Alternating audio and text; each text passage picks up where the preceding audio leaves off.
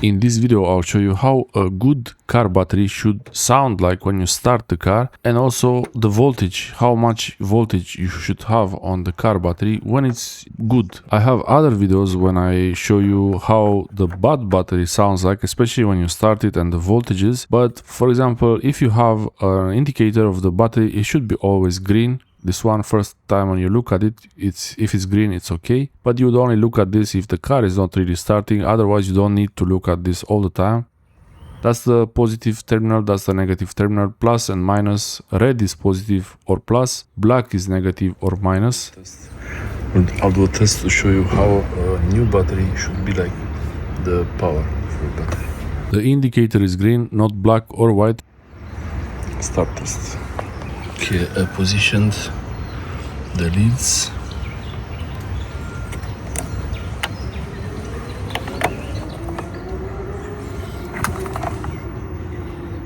And it's above 12.6, so that's good.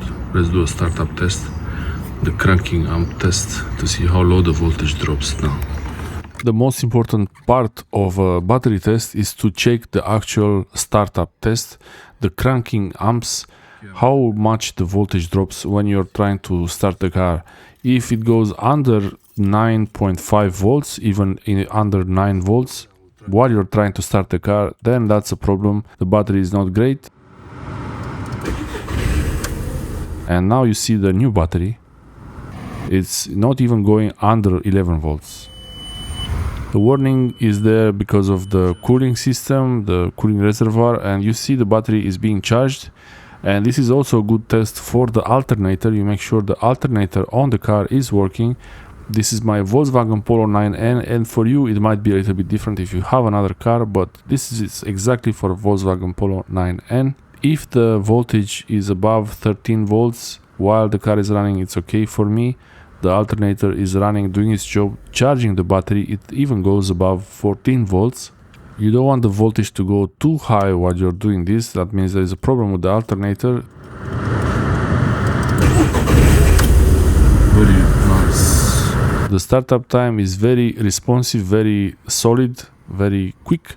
Even when I start the car a few times, and you see now I start the lights, you can put a load on the battery, on the whole system, and the voltage shouldn't really go under 13 or 13.5. I recently changed the battery in this car, so that's why it's like this.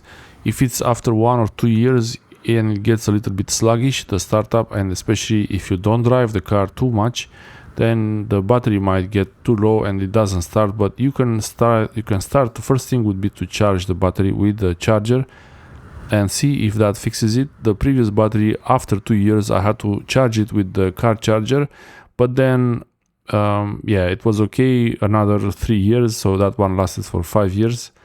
And this one is changed recently now, and hopefully it's gonna last a long time.